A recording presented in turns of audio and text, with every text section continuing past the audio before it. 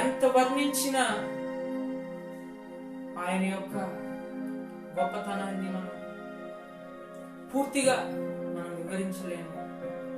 ఎందుకంటే సర్వోన్నతుడు, సర్వలోకానికి చక్రవర్తి అయిన దేవుడు ఈ లోకానికి దిగొచ్చాడు, మన కొరకు ప్రాణం పెట్టాడు, మనల్ని ఎంతగానో ప్రేమించాడు. యోహాను సువార్త 3:16లో రాయబడింది ఒక మాట, దేవుడు లోకమును ఎంతో ప్రేమించెను కాగా ఆయన తన అద్వితీయ కుమారునిగా పుట్టిన వాని యందు విశ్వాసం ఉంచు ప్రతి వాడును నశింపక నిత్య జీవం పొందినట్లు ఆయనను అనుగ్రహించెను. దేవుని ప్రేమని మనం ఎంత వివరించినా, ఎంత వర్ణించినా ఆ ఆనందాన్ని మనం మాటల్లో చెప్పలేము. అంత గొప్ప దేవుడు మనకి ఉన్నాడు, మన పక్షాన్ని ఉన్నాడు, మనల్ని నడిపిస్తున్నాడు. ఎంతో ప్రేమని మన ఎళ్ళ కనపరిచాడు ఆయన. జీవాధిపతి అయిన దేవుడు,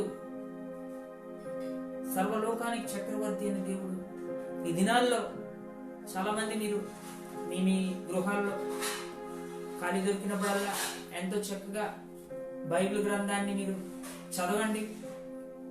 మత్తయి సువార్త నుండి మొదలుపెట్టి ప్రకటన గ్రంథం వరకు చదువుతున్నప్పుడు దేవుడు ఎన్నెన్నో సత్యాలు మీకు బయలుపరుస్తాడు. ఇంకా మీరు మొత్తం తెలుసుకోవాలనుకుంటే ఆదికాండం నుంచి మొదలు పెట్టండి. నిజంగా ఇదంతా చదువుతున్నప్పుడు ఎంత సంతోషాన్ని మీరు అనుభవిస్తారంటే, ఇది ఒక కథ కాదు, లేదంటే ఏదో ఒక సంతోషం కొరకు లేకపోతే మనము కొంతసేపు టైం పాస్ చేసేది కాదు. మనకు నిరంతరము మన జీవితం ఏంటో తెలియపరిచే ఒక జీవ గ్రంథం. చాలా మంది ఆ మధ్య కాలంలో ఒక చాలా మంది ప్రశ్నలు అడుగుతూ ప్రశ్నల కార్యక్రమాన్ని పెట్టారు. అందులో ఆదాము, ఏదైనా తోటలో ఆదాము ఉన్నప్పుడు, మరి ఆదాము ఆ పండుని తిని లోకానికి పాపాన్ని, మరణాన్ని, శాపాన్ని మోసుకొని వచ్చాడు కదా, దేవుడికి ఇదంతా తెలీదా? మరి తెలిసిన దేవుడు అయితే ఎందుకు ఆ చెట్టుని నాటాడు అనే చాలా మంచి ప్రశ్న అడుగుతూ ఉన్నారు. నిజంగా అది ఆలోచించడం కూడా చాలా మంచి విషయమే. అయితే దేవుడు ఎటువంటి వాడంటే, దేవుని దగ్గరికి వెళ్ళి మనము ఏ ప్రశ్న కూడా మనం అడగలేము. ఆయన రేపు పొద్దున్న చనిపోయిన తర్వాత మనం పరలోక రాజ్యానికి వెళ్ళి నువ్వు ఎందుకురా నువ్వు జీవించిన లోకంలో అంత వ్యర్థమైన జీవితాన్ని జీవించావు అని గనక ఎవరైనా అడిగే అవకాశాన్ని కూడా ప్రభు ఇవ్వడు. మరి ఈ ప్రశ్నలు అడిగిన వాళ్ళందరూ చక్కగా ప్రశ్నలు అడిగారు కదా అని మనం అనుకుంటే, అవును, అసలు దేవుడు ఆ తోటలో చెట్టుని నాటాడు, ఆ పండు తిన్నారు, సరే మొత్తానికి బయటకు వచ్చేసారు. బయటకు వచ్చిన తర్వాత మరి చేసిన పొరపాటుకి బట్టి, మానవుడు చేసిన పొరపాటుకి మామూలుగా మనం ఈ లోకంలో ఏం చేసినా, ఎన్ని మంచి పనులు చేసినా, లేదంటే మనకున్న ఆస్తులన్నీ అమ్మేసి బీదలకు పంచిపెట్టి మంచి కార్యాలు చేసి ఉపవాసాలు, ధర్మ కార్యాలు, బైబిల్లో ఒక గొప్ప వ్యక్తి కనిపిస్తాడు. అపోస్తల కార్యములు 10వ అధ్యాయంలో చూస్తే కొర్నేలి అనేటువంటి ఒక గొప్ప అన్యుడు ధర్మ కార్యాలు చేశాడు. అవి దేవుని సన్నిధికి చేరాయి. ఇవన్నీ చేసినప్పుడు మనం ప్రభు దృష్టికి ఏదో మంచి వాళ్ళుగా ఎప్పటికీ కాలేము. అయితే చేయొద్దంటారా అని అడగొచ్చు. చేయొద్దని అనడానికి లేదు. ఎందుకంటే ధర్మకార్యాలు చేయండి, మంచి పనులు చేయండి, ఇతరుల్ని ప్రేమించండి, గౌరవించండి, అధికారులకు లోబడండి, అన్ని మంచి పనులు చేయండి. కానీ ఇవేవి కూడా దేవుని దగ్గరికి మనల్ని ఎప్పటికీ చేర్చవు. దేవుణ్ణి చూడడానికి గాని, దేవుని స్వరాన్ని వినడానికి గాని మనకి ఎప్పటికీ కూడా ఆయన దగ్గరికి చేయలేవు. మరి ఎలా దీని నుంచి బయటపడాలి, మరి దేవుణ్ణి ఎలా చేరుకోగలము అని గనక మనం ఆలోచన చేస్తే, దేవుడు ఒక మార్గాన్ని ఏర్పాటు చేశాడు. ఎవరి కోసం? ఆ తోటలో పండు తిన్నాడు కదా ఆదాము, మరి దానికి ఒక విరుగుడు మరి ఏర్పాటు చేయాలి కదా. దేవుడు ఆ రోజు ఆదాము ఏం చేశాడంటే పండు తిన్న తర్వాత పాపంలోనికి శాపంలోనికి పడిపోయిన ఆదాము దేవునికి దూరం అయిపోయాడు. అప్పటి వరకు దేవుని స్వరాన్ని విన్నాడు, దేవునితో ఉన్నాడు, దేవుని యొక్క బిడ్డగా దేవుని ప్రేమను నిరంతరం అనుభవిస్తూ ఉన్నాడు. కానీ ఏ రోజైతే ఆ యొక్క పండుని తిన్నాడో ఆదాము లోపల ఉన్న ప్రేమను కోల్పోయాడు, భయం ఆవరించింది. దేవుడు వచ్చి ఆదాము ఎక్కడున్నావు అని అడిగితే, ప్రభువా నువ్వు వచ్చినప్పుడు నీ స్వరాన్ని విని భయపడి దాక్కున్నాను అన్నాడు. అంటే ఎంత భయంకరమైనటువంటి స్థితిలోకి ఆదాము వెళ్ళిపోయాడో ఒక్కసారి మనం ఆలోచించగలం. అప్పటి వరకు ప్రేమను పొందుకున్న ఆదాము, సంతోషాన్ని పొందుకున్న ఆదాము అసలు నిజంగా దేవుని దృష్టిలో నుండి భయపడి పారిపోయే పరిస్థితికి వచ్చాడు. దేవుడు చాలా దుఃఖపడ్డాడు. నా స్వరూపంలో నా పోలికలో నిన్ను తయారు చేసుకుంటే నువ్వు నా బిడ్డగా ఉండి నా ప్రేమను పొందుకోవాలి అని చెప్పి ప్రభు చక్కగా తన స్వరూపంలో తన రూపంలో ఆదామును తయారు చేసి ఆ ఏదెను తోటలో తనకి ఏం కావాలో సమస్తాన్ని ముందుగానే ఏర్పాటు చేశాడు. ఆదాముని తయారు చేసిన తర్వాత అక్కడ ఏవి ఇగో ఆదాముకి పలానా మామిడి పండు కావాలి, ఆదాముకి పలానా గాలి కోసం ఆక్సిజన్ కోసం ఒక చెట్టు కావాలి, లేకపోతే తాగడానికి వాటర్ కావాలి, లేకపోతే ఇది అది అని చెప్పి తయారు చేయలేదు. ఆదాము అసలు తయారు చేయకముందే సృష్టి 6 దినాల్లో 6 దినాలు ఆదాము కొరకు ఏమేమి అవసరమో అన్నిటినీ తయారు చేసి 6వ దినాన్న ఆదాముని తయారు చేయడం జరిగింది. మనందరికీ తెలిసిన విషయమే. ఆదాము కళ్ళు తెరిచి చూసేసరికి చుట్టుపక్కల అన్నీ ఉన్నాయి. అంటే ఆదాముకి ఏం అవసరమో అన్నిటినీ అనుగ్రహించాడు. తన సంతోషం కొరకు అన్నిటినీ, ఆఖరికి తను ఇంకా ఒకటి లోటుగా ఉందని చూశాడు ప్రభు, సాటి అయిన సహాయాన్ని కూడా ఇచ్చాడు. అన్నిటినీ మానవుడికి ఏం అవసరమో సమస్తాన్ని ఇస్తే ప్రభు మాటకు లోబడకుండా ఆ యొక్క ఫలాలు తిని దేవునికి దూరం అయిపోయాడు ఆదాము. మరి ఆ విషయాన్ని గనక మనం కొంత ఆలోచన చేస్తే, ఏ రోజైతే ఆ పండు తిని శాపాన్ని కోల్పోయాడో ప్రభువుకి చాలా హృదయంలో దుఃఖం కలిగింది. ప్రభు ఆలోచన చేశాడు, అయ్యో నా బిడ్డ ఇంతగా ఇలాగైపోయాడు అయ్యో అని చెప్పి వెంటనే ఏదైనా తోటలో మరొక వృక్షాన్ని కూడా ఆ దినాన్న 2 వృక్షాలు చెప్పాడు ప్రభు, జీవవృక్ష పండ్లు, మంచి చెడ్డ తెలివినిచ్చు పండ్లు. ఈ రెండిట్లో ఏవి కూడా తినొద్దు అన్నప్పుడు చక్క జీవవృక్షం పండు తిని ఉంటే బ్రతుకుండేమో, నిత్య జీవము. అయితే మనకి ఇటువంటి రక్షణ దొరికేది కాదు, అది ప్రభు ప్రణాళిక. అయితే వెంటనే ప్రభు తన యొక్క ప్రేమను బట్టి ఏం చేశాడంటే ఆదాముని బయటికి పంపివేశాడు తోటలో నుండి. చాలా మంది అనుకోవచ్చు కోపంతో బయటికి తోలేసాడేమో అని. కానీ ఆ తోటలో ఉన్న జీవవృక్ష ఫలాలు కనుక తీసి తినుంటే నిత్యము బ్రతికేవాడు. ఎటువంటి జీవితంతో? భయంకరమైనటువంటి శాప జీవితం, పాప జీవితం, లోకంలో లేని అనేక రకాలైనటువంటి అప్పటి వరకు లేనివన్నీ పండు తినగానే మంచి చెడ్డలు, ఈ లోకంలో ఉండేటువంటి మంచి చెడ్డలన్నింటినీ తెలుసుకోగలిగాడు.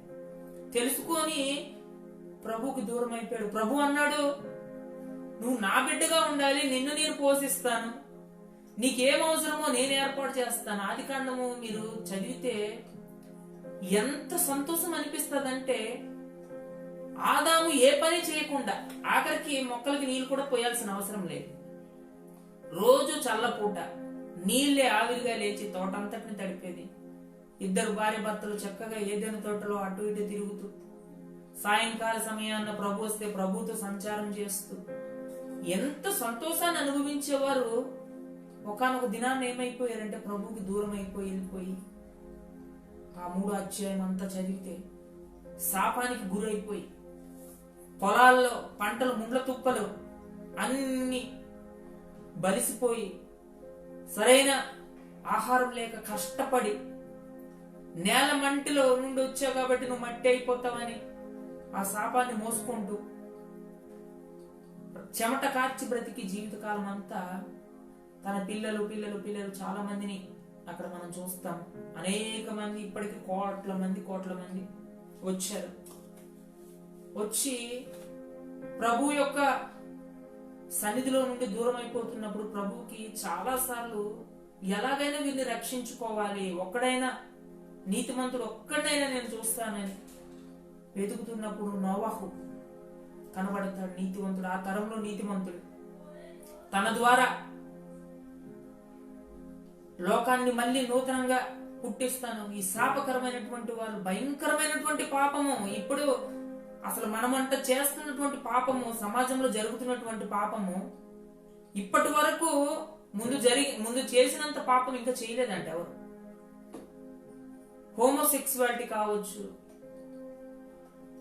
జంతు సంయోగం కావచ్చు, భయంకరమైనటువంటి పాపము. మీరు ఆ ఆది కాండంలో చూస్తే ఎలాంటి పాపాలు చేశారంటే, సొదొమ గొమొర్రా కాలంలో దేవుడు కోపం వచ్చి వాళ్ళందరినీ నాశనం చేసేస్తాననుకొని బయలుదేరి మొదటిసారి నీళ్లతో సమాజాన్ని నాశనం చేసేసాడు, ప్రపంచాన్ని మొత్తం. రెండవసారి అబ్రహాంని చూసి అబ్రహాం ద్వారా లోకాన్ని మళ్ళీ కొత్తగా పుట్టించి లోకంలో మంచి ప్రజల్ని మళ్ళీ చేయాలని అబ్రహాం నుండి మళ్ళీ జనాంగాన్ని పుట్టించి అలా ఆ విధంగా వస్తూ వస్తూ వస్తూ తన ప్రేమను చూస్తే ఎన్ని రకాలు, యాకోబు, ఇస్సాకు, యోసేపు. ఈ రకంగా యోసేపు ఐగుప్తులోకి వెళ్ళి బానిస అయిపోతాడు. మళ్ళీ ఐగుప్తు బానిసత్వం నుండి విడిపించడానికి మళ్ళీ మోసేని పుట్టిస్తాడు. మోసే ద్వారా ఆ ఐగుప్తు నుండి విడిపించడానికి అనేక గొప్ప కార్యాలు చేస్తాడు. నిర్గమకాండము, లేవియాకాండము, సంఖ్యాకాండము ఇవన్నీ చూస్తే తన ప్రజల కోసం దేవుడు చేసే ప్రేమ, అద్భుతాలు ఎన్ని అని కావు. యెహోవా దేవుడు తన ప్రేమని ఎంతగా కనపరిచాడంటే, అసలు లోకమంతా నాశనం అయిపోకుండా ఉండడానికి తన నిరంతరము కోపాన్ని అణుచుకుంటూ వస్తూ పశ్చాత్తాప పడుతున్నాడు. ఒకసారి ఇశ్రాయేలీయులు చేసినటువంటి పాపాన్ని బట్టి, తిరుగుబాటును బట్టి పూర్తిగా నాశనం చేసేస్తాను అని అన్నప్పుడు మోసే వెళ్ళి, ప్రభువా జీవగ్రంథంలో నుండి నా పేరైనా తుడిచివేయి గాని నా ప్రజల్ని కాపాడు ప్రభు, నీ ప్రజలే కదా అన్నప్పుడు ప్రభు పశ్చాత్తాప పడ్డాడంట. ఏంటంటే పశ్చాత్తాప పడ్డాడు, అయ్యో ఈ బిడ్డలు ఎప్పుడు కూడా మట్టి మనుషులే, వీళ్ళ బుద్ధులు వీళ్ళ స్వభావాలు ఈ విధంగా ఉంటాయని చెప్పి నేను ఇంకెప్పటికీ మీతో రాను, వెళ్ళిపోండి మీరు. నేను వచ్చానంటే తప్పకుండా మిమ్మల్ని దారిలో సంహారం చేసేస్తాను మిమ్మల్ని అంటే మళ్ళీ వాళ్ళు నడుచుకుంటూ వెళ్ళిపోయారు. ఆ విధంగా దేవుడు ఐగుప్తు నుండి ఇశ్రాయేలు నడిపించుకుంటూ వచ్చాడు. ఐగుప్తు ఆ యొక్క మానవ బుద్ధి, ఆదాము తిన్న పండు, పాపము, శాపము, మనం ఎంతగా నీతిగా బ్రతుకుదామన్నప్పటికీ మనల్ని వెంటాడే రోమపత్రిక 5, 6, 7 అధ్యాయాలు 8 అధ్యాయాలు చదివితే మనలో ఒక పాప నియమము వెంటాడుతుంది. పౌలు అంటాడు, అయ్యో ఈ పాప నియమము నుండి నన్ను విడిపించగలవాడు ఎవడు అని పౌలు ప్రార్థన చేస్తాడు. అలాగా ఇశ్రాయేలులందరూ వారి స్వభావాన్ని బట్టి అరణ్యంలో రాలిపోయారు. కొత్త తరం వారు బయలుదేరారు. కాలేబు, యెహోషువాలు వీళ్ళు కొంతకాలం ప్రయాణం చేశారు. ప్రయాణం చేసి వీళ్ళు కూడా కొంత దూరానికి వీళ్ళు కూడా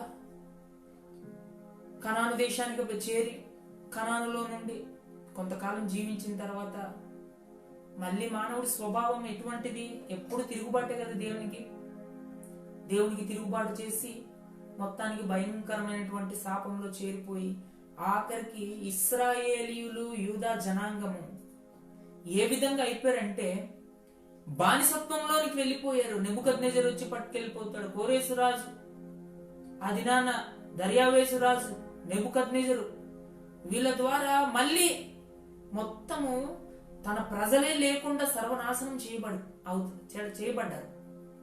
కానీ యోహాను సువార్త 3:16 వస్తే, దేవుడు లోకముని ఎంతో ప్రేమించెను, కాగా ఆయన తన అద్వితీయ కుమారునిగా పుట్టిన వాని అందు విశ్వాసం ఉంచు ప్రతి వాడును నశింపక అని చెప్పిన ప్రకారంగా దావీదులో కొంత మళ్ళీ ఒక మోడు బారిపోయిన చిగురులో నుండి ఒక చిగురును మొలిపించి, ఈ ప్రజల్ని ఏ విధంగా అయినా నేను రక్షించుకోవాలా అనేటువంటి ఒక గొప్ప ఆలోచనతో దేవాది దేవుడు ఒక సంకల్పాన్ని కలిగి భూలోకానికి మరియ ద్వారా ఈ లోకానికి పరిశుద్ధాత్మ ద్వారా గర్భం ధరించి యేసుక్రీస్తుగా జన్మించాడు. ఇప్పుడు మీకు ఒక విషయాన్ని చెప్పాలని ఆశపడుతున్నాను. ఆ రోజు ఏదైనా తోటలో ఆదాము అవ్వలు జీవవృక్ష ఫలాలు తినడానికి అవకాశం లేకపోయింది. ఎందుకంటే వాళ్ళు పాప స్వభావంతో మారిపోయారు. వాళ్ళు ఎటువంటి విధంగా మారిపోయారంటే దేవునికే తిరుగుబాటు చేసేంత స్వభావం. తిరుగుబాటు అంటే బైబిల్లో పాపానికి ఒక ప్రత్యేకమైనటువంటి నిర్వచనం ఉంది. ఆజ్ఞాతి క్రమమే పాపము. అలాగే మనము తెలిసి కూడా చేయని పనులు అనేకం చేస్తూనే ఉన్నాం. దేవునికి నిరంతరం తిరుగుబాటు చేస్తూనే ఉన్నాం. మనం ఎంత మంచి పనులు చేసినప్పటికీ మన స్వభావం మంచిది కాదు. మీరు కీర్తనలు, సామెతలు, ప్రసంగి ఇవన్నీ చదువుతున్నప్పుడు బాలుని హృదయములో నుండి చిన్నప్పటి నుంచే మూర్ఖత్వము, మూఢత ఆటోమేటిక్ గా వస్తుంటది. ఎందుకంటే మన తల్లిదండ్రుల నుంచి వచ్చింది అది. చింత చెట్టు నుండి చింతపల్లె వస్తాయి, పుల్లటి పళ్ళు. కానీ ఎప్పుడైతే దేవాది దేవుని యొక్క సంకల్పం ప్రకారం మళ్ళీ యేసుక్రీస్తు ఈ లోకానికి దిగొచ్చారో, ఇప్పుడు మనమందరము ఆ పోయింది అనుకున్నాం కదా జీవవృక్ష ఫలాలు, యేసుక్రీస్తు రూపంలో మళ్ళీ మనకు అనుగ్రహించాడు. హల్లెలూయా! ఎంత గొప్ప ధన్యత మనకు ఇచ్చాడండి. నిజంగా యేసుక్రీస్తే జీవవృక్షము. ఆ రోజు ఆదాము పోగొట్టుకున్నటువంటి జీవవృక్షం మళ్ళీ యేసుక్రీస్తు రూపంలో లోకానికి దిగొచ్చింది. రోమపత్రిక 10:9 కనుక మనం చూస్తే, యేసు ప్రభు అని మనం నోటితో ఒప్పుకుంటే, మన హృదయంలో విశ్వసిస్తే మనకు రక్షణ కలుగుద్ది. అంటే రక్షణ అంటే రక్షించబడతాం మనం. ఆ దినాన రక్షణ కోల్పోయాడు ఆదాము. ఏదైనా తోటలో ఉన్నంత కాలము రక్షణ సేఫ్ గా ఉన్నాడు. ఎప్పుడైతే ఏదైనా తోట నుండి బయటకు వచ్చాడో తన రక్షణను కోల్పోయాడు.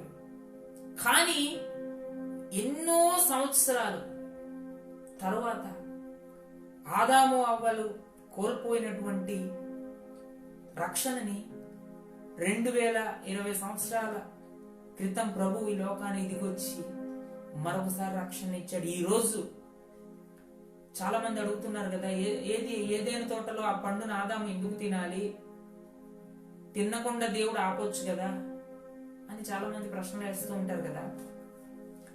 ఈరోజు ప్రభు మనకు ఒక ప్రశ్న వేస్తున్నాడు. ఏంటా ప్రశ్న అంటే, సరే ఆదాము అవ్వలు ఆ పండు తిన్నారు అని వాళ్ళ మీద సాకు చెప్తున్నావు కదా, ఈరోజు జీవవృక్షంగా నేను నీ ముందున్నాను, నన్నెందుకు నువ్వు తీసుకోవట్లేదు, నన్నెందుకు నువ్వు అంగీకరించట్లేదు, నేను నీ దగ్గరికి వస్తే నీకు లోకు అయిపోయానా అని ప్రభు మరొకసారి తన ప్రశ్న, సూటి ప్రశ్న మనకు అడుగుతుంటుండగానే మనమందరూ, ప్రభా నువ్వు నాకు ఇచ్చిన ఈ గొప్ప రక్షణను బట్టి, రోమపత్రిక 8:1 ఇంత గొప్ప రక్షణను దేవుడు మనకి ఇచ్చాడు, మనం నిర్లక్ష్యం చేస్తే ఎలా తప్పించుకున్నాం. కాబట్టి ఇప్పుడు క్రీస్తు యేసునందున్న వారికి ఏ శిక్షా విధి లేదు. హల్లెలూయా! ఎవరైతే క్రీస్తుని అంగీకరించారో వాళ్ళకి ఏ శిక్షా విధి లేదు. రోమపత్రిక 4:5 ప్రభు ఒక మాట అంటాడు, పని చేయక భక్తిహీనుని నీతిమంతునిగా తీర్చువాని యందు విశ్వాసం ఉంచువానికి వాని విశ్వాసము నీతిగా ఎంచబడుతూ ఉందంట. అంటే ఇప్పుడు మనము మన విశ్వాసాన్ని, మన రక్షణని, మన నీతిని మనం ఎలా సంపాదించుకున్నాము? ఏమైనా పనులు చేయడం ద్వారా? ఏమి చేసినా ఆయనను మనం సమీపించలేము. ఎందుకంటే ఆయనకి ఏమి ఇవ్వగలం మనం? దావీదుతో అంటాడు, ఆకాశము నా సింహాసనం, భూమి నా పాదపీఠము, నువ్వు నాకు ఎలాంటి మందిరాన్ని కట్టగలవు? ఎలాంటి మందిరం కట్టగలం ఆయనకి? లేకపోతే ఏమి ఇవ్వగలం ఆయనకి? 24వ కీర్తనలో మొట్టమొదటి వచనం నుండి ఉంటుంది, భూమి దాని సంపూర్ణతయు, లోకమును దాని నివాసులను యెహోవావే, 1000 కొండల మీద ఉన్న పశువులు నావి అంటున్నాడు ఆయన. వెండి నాది, బంగారము నాది, సమస్తము నాది అంటున్నాడు ఆయన. ఈరోజు చాలా మంది నాది నాది అంటూ బ్రతుకుతూ ఉన్నారు. నా కుటుంబము, నా యొక్క ఆస్తి, లేదా నా సర్వస్వము, నా సమస్తము నావి, అన్ని నావి. కానీ ప్రభువు నాది అన్నాడు.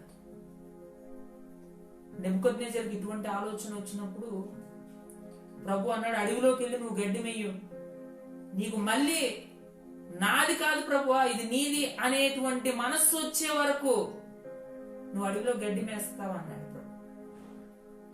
దేవుడు అన్నాడో లేదో, నెబుకద్నెజరు కొంతకాలానికి అడవికి వెళ్ళిపోయి గడ్డి మేస్తూ భయంకరమైనటువంటి గోర్లు పెరిగిపోయి దాని జుట్టు ఒక పిచ్చివాళ్ళ మారిపోయి ఒకానొక సమయానికి తనకు ఒక ఆలోచన కలిగింది, ప్రభువా నీవు ఆకాశానికి భూమికి నీ ప్రభువు నువ్వు, సర్వ సృష్టికి నువ్వు ప్రభువు నువ్వు అని మానవ మనస్సు ఎప్పుడైతే కలిగిందో తిరిగి మళ్ళీ రాజుగా చేయబడ్డాడు. తన సింహాసనం తనకి ఇవ్వబడింది. బెల్షస్సర్ రాజు దేవునికి వ్యతిరేకంగా తిరుగుబాటు చేసి ఒక రాత్రిలో తన ప్రాణాన్ని పోగొట్టుకున్నాడు. ఇలా అనేక మంది, బైబిల్ ఇంకో మాట రాయబడి ఉంది, ఒక గొప్ప రాజు సమస్తాన్ని కూడబెట్టుకొని, నా ప్రాణమా తిను త్రాగు సుఖించు, ఇది నీది, నీ కొరకు సంపాదించాను, తిను అంటే ప్రభు అన్నాడు, ఓరి పిచ్చివాడా, ఈ రాత్రి నిన్ను పిలుస్తున్నాను, ఇంకా నువ్వు నాది నాది అని కూర్చోడానికి లేదు, నువ్వు రా కమాన్ అన్నాడు. అంటే వద్దు ప్రభా, నేను ఇవన్నిటిని కొంచెం సరి చేసుకొని వస్తాను లెక్కలు అన్నాడా? ఆ రాత్రే వెళ్ళిపోవాల్సి వచ్చింది. కాబట్టి దేవుని బిడ్డలమైన మనము సత్యాన్ని తెలుసుకుందాం. ఇవంతా చెప్పడానికి కారణం ఏంటంటే ఆయన ప్రేమని చెప్తున్నాను. ఆదికాండం మొదలుపెట్టి మీరు ప్రకటన గ్రంథం వరకు చదువుతుంటే ఆయన ప్రేమ ఏ విధంగా కనబడుతుంటదంటే, కోడి తన రెక్కల కింద పిల్లల్ని ఎలాగైతే కాచిందో తను కూడా తన బిడ్డల్ని ఏ రోజు కూడా విడిచిపెట్టలేదు. ఆయన నిన్ను ఎన్నడూ విడువను, ఎన్నడూ ఎడబాయను అన్నాడు ఆయన. ఈరోజు సమాజంలో చూస్తే కరోనా పరిస్థితులు, బయటకు వెళ్ళలేని పరిస్థితులు, కొన్ని కుటుంబాల్లో తిండి లేని పరిస్థితులు, నెమ్మది లేని పరిస్థితులు, అనారోగ్యాలతో కొంతమంది బాధపడుతున్న పరిస్థితులు, హాస్పిటల్స్ లో డాక్టర్స్ ఏమి చేయలేనటువంటి పరిస్థితులు. మధ్యాహ్నం వాట్సాప్ లో చూస్తున్నప్పుడు బ్రెజిల్లో హాస్పిటల్లో వచ్చేటువంటి వ్యక్తుల్ని నయం చేయలేక డాక్టర్లు చేతులు ఎత్తేశారంట. అంటే ఎవరు ఏం చేయగలరు? ఎవరు కూడా ఏమి చేయలేరు. కానీ ప్రభు చేయగలడు ఆయన. ఎందుకంటే సర్వము ఆయనవి, సర్వ సృష్టికి ఆయన సృష్టికర్త. ఆయన సమస్తాన్ని మార్చగలడు. రాజు చేతిలో పార ఉంటే వాటర్ ఉంది, పొలాల గట్లు, ఎటు కావాలంటే అటు తిప్పుకోగలడు ఆయన. మనకు దీని ద్వారా ఏమి నేర్పించాలనుకుంటున్నాడో ఒక్కొక్కరి జీవితాల్లో మనము ప్రభువుకి ఎంత సమీపంగా ఉంటున్నాం ఈ దినాల్లో. దేవుడు ఇచ్చినటువంటి సమయాన్ని మనం వ్యర్థం చేసుకుంటే రేపటి దినం ఇలా ఉండదు. మనకు తప్పించుకోలేం మనం. దేవుడు ఆదాము ద్వారా కోల్పోయినటువంటి రక్షణని మనకు మళ్ళీ తిరిగి ఇచ్చాడు. ఆయన ఎంత గొప్ప భాగ్యాన్ని మనకు అనుగ్రహించాడు. అటువంటి దేవునికి ఏమి ఇవ్వగలం మనము? ఏమిచ్చినా ఆయన రుణాన్ని తీర్చుకోలేము. ఆయన ప్రేమ నుండి మనల్ని వేరుపరిచే వేది లేదు. పౌలు అంటాడు, నీ ప్రేమ నుండి ఏది కూడా ఎడబాప నేరవు ప్రభువా అంటాడు. మరణమైనను, జీవమైనను, ఖడ్గమైనను, వస్త్రహీనత అయినను ఏదైనా నీ ప్రేమ నుండి నన్ను వేరుపరచలేవు. ఎందుకు ఆ మాట అనగలిగాడంటే తను ఆ రక్షణని చూడగలిగాడు. ఈరోజు చాలా మంది అటువంటి రక్షణను మనం చూడలేకపోతున్నాం. ఎందుకు చూడలేకపోతున్నాము అంటే ఇప్పటి వరకు కూడా చాలా మంది ప్రభువు యొక్క స్వరాన్ని వినలేకపోతున్నాం. ప్రభువు యొక్క పిలుపుని గ్రహించలేకపోతున్నాం. అసలు ప్రభువు ఎక్కడున్నాడు, ఏంటి, అసలు ఏంటి అనేది చాలా బైబిల్లో ఉంటుంది. నిత్య జీవం అంటే ఏంటి అన్నప్పుడు ప్రభు అంటాడు, అద్వితీయుడు అయిన నిన్నును నీవు పంపిన యేసుక్రీస్తుని ఎరుగుటే నిత్య జీవము అనేటువంటి మాట బైబిల్లో ఉంది. అంటే ఇంకా యేసుక్రీస్తుని తెలుసుకోకపోతే మనం నిత్య జీవాన్ని ఎలా తెలుసుకోగలం? మన జీవితం ఒకవేళ అంతమైపోతే మనం ప్రభు ముందు ఎలా నిలబడగలం? బైబిల్ గ్రంథంలో నుండి చూసుకుంటే మనకు అనేక సత్యాలు ప్రభు బయలుపరుస్తూ ఉన్నాడు. తీర్పు సింహాసనంలోనికి మనం వెళ్ళి నిలబడతాం. ముందు లోకంలో ఏం చేసావు నా కొరకు, ఎలా జీవించావు నా కొరకు, సరే నీ కొరకు నువ్వేం చేసుకున్నావు అంటే చెప్పడానికి ఏది ఉండదు మనకు. ఒకసారి మనం అన్నిటిని ఆలోచిస్తే మనం తినడానికి ఈ మట్టి శరీరం కోసమే బ్రతుకుతుంటాం. మట్టి ఆలోచనలు, వీటి కోసమే సమయం మనకు సరిపోతుంటది. ఉదయం బయలుదేరుతాం మన పనులు, సాయంత్రం ఎప్పుడుకో చేరుకుంటాం ఇంటికి. ప్రభువుని మనం నిర్లక్ష్యం చేస్తాం. ప్రభు దృష్టికి మనము ఏ విధంగా తన బిడ్డలుగా మనం ఉండగలము? నిజంగా ఆయన కృపను బట్టి మాత్రమే మనకు రక్షణ దొరికింది, కానీ మన సొంత పనుల వల్ల కానీ మనం చేసే కార్యాల వల్ల కానీ మనకి ఎప్పటికి కూడా రక్షణ దొరకదు. రక్షణ మనకు ఉచితంగా ఆయన అనుగ్రహించాడు. ఆ జీవవృక్ష ఫలాన్ని మరొకసారి ప్రభు కిందకి దించాడు. ఈరోజు ఎవరు ఇంక అడగడానికి అవకాశం లేదు. ఆదాము తిన్నాడు కదా, మాకెందుకు ఈ బాధలు అంటే, ఒరే బాబు, ఇప్పుడు నీకు ఆదాము చేసిన తప్పుకి ఆ జీవవృక్ష ఫలాన్ని నేను మళ్ళీ యేసుక్రీస్తు రూపంలో ఈ లోకానికి అనుగ్రహించాను, నువ్వు వెళ్ళి తిను, యేసుక్రీస్తుని అంగీకరించు, నువ్వు కూడా రక్షించబడతావు. ఆదాము ఎటువంటి స్వరూపాన్ని కలిగాడు, అంతకంటే మంచి స్వరూపాన్ని నీకు అనుగ్రహిస్తాను. హల్లెలూయా. ఆదాము తన యొక్క జ్ఞానాన్ని గురించి మనం ఆలోచిస్తే ఎంత గొప్ప జ్ఞానం. ఒక చిన్న ఆలోచన మీకు చెప్పి నేను ముగిస్తాను. ఆదాము ఏదైనా తోటలో ఉన్నప్పుడు అడవి జంతువులు, ఆకాశ పక్షులు అన్నిటిని తీసుకొచ్చి దేవుడు ఆదాము వాటికి ఏ పేర్లు పెడతాడో చూద్దామని తీసుకొచ్చి పెట్టాడంటే, అంటే ఎన్ని పేర్లు పెట్టాడో దానికి. ఒక సింహం అని, దీనికి ఎలుగుబంటి అని, పలానా పలానా పలానా, మనకు కొన్ని పేర్లే తెలియదు ఇప్పటికి కూడా. ఆదాము ఏ పేర్లు వాటికి పెట్టినా ఆ పేర్లు వాటికి కలిగను అన్నది బైబిల్. అంటే ఆదాము యొక్క తెలివితేటల్లో మనకి ఇప్పుడు కొంచెం కూడా సమాజంలో లేదు. ఇప్పట్లో కంప్యూటర్ టెక్నాలజీ కూడా పనికిరాదు.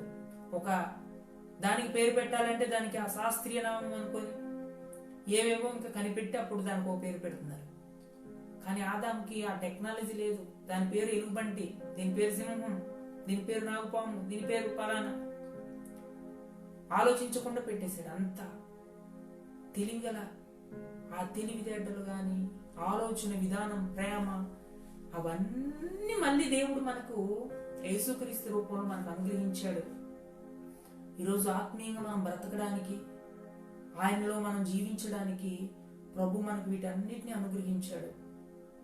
కాబట్టి మనం విచారపడాల్సిన అవసరం లేదు. వీటి నుంచి ఎలా రక్షించబడతాము అనేటువంటి ఆలోచన కూడా మనకు అవసరం లేదు.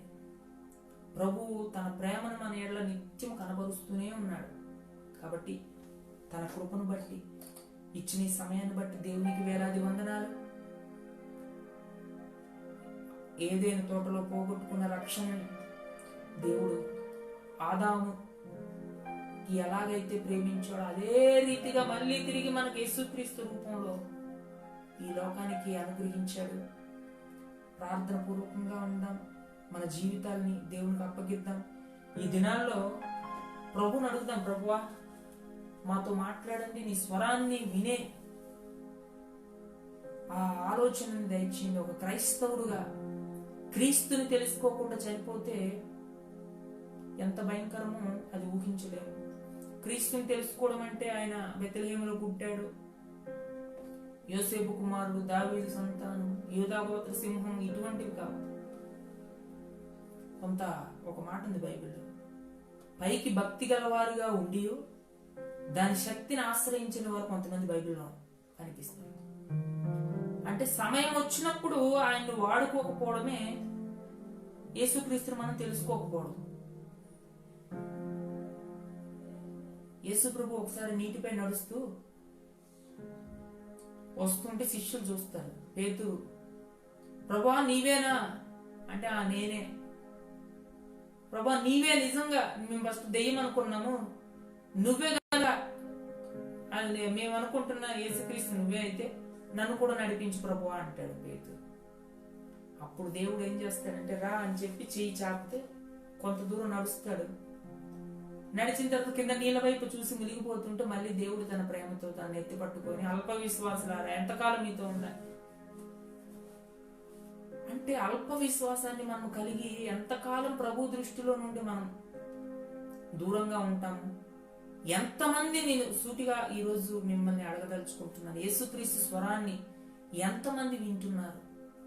అసలు యేసు ప్రభు ఎలా మాట్లాడతాడు? ఎవరితోనైనా మాట్లాడా మీతో యేసుక్రీస్తు? చాలా మంది అంటుంటారు కదా, యేసుక్రీస్తు మాట్లాడారు, యేసుక్రీస్తు మేము ఆయన స్వరాన్ని విన్నాము, ఆయన చూస్తున్నామని.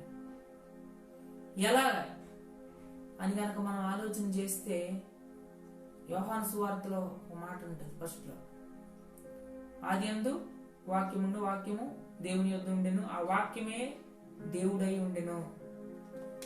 1:12 వచ్చేసరికి ఆ వాక్యమే శరీరధారి అయి కృపాసక్తి సంపూర్ణుడుగా మన మధ్య నివసించెను. అంటే ఈరోజు మనతో మాట్లాడేది ఎవరు? వాక్యము. ఆయన స్వరాన్ని నువ్వు వినాలనుకుంటున్నావా? బైబిల్ తీసి చదువు. ఆ వాక్యమే దేవుడు, ఆ వాక్యమే శరీరధారిగా మన మధ్య నివసించాడు, సిలువలో చనిపోయాడు, తిరిగి లేచాడు, మీ కొరకు స్థలాన్ని సిద్ధపరచడానికి వెళ్తున్నాను, మళ్ళీ వచ్చి మిమ్మల్ని తీసుకెళ్తాను అన్నాడు. కాబట్టి దేవుని పిల్లలుగా మనం చేయవలసింది ఏంటంటే ఆయన స్వరాన్ని వినాలి. ఈ దినాల్లో ఆయన స్వరాన్ని మనం విందాం, బైబిల్ని బాగా చదువుదాం, తెలుసుకుందాం ఆయన ఏం మాట్లాడదలుచుకున్నాడు, ఆయన ఏం మాట్లాడుతున్నాడు. ప్రభువా నువ్వు నాతో మాట్లాడు ప్రభువా అన్నప్పుడు ప్రభు తప్పకుండా మాట్లాడతాడు. ఆయన అనేక మందితో మాట్లాడాడు దేవుడు, అనేక మంది దైవజనులు ఆయన స్వరాన్ని వింటున్నారు, ఆయనతో మాట్లాడుతున్నారు. దేవుని ప్రేమను బట్టి ఎంతో మంది దేవుని కొరకు నిత్యం జీవిస్తూనే ఉన్నారు. దేవుని స్వరాన్ని విని దేవుని కొరకు తమ జీవితాలను త్యాగం చేసుకునే ఒక గొప్ప వ్యక్తులు ఉన్నారు. కారణం ఏంటంటే ఆయన స్వరాన్ని విన్నప్పుడు ఇంకా ఆయన విడిచిపెట్టలేము.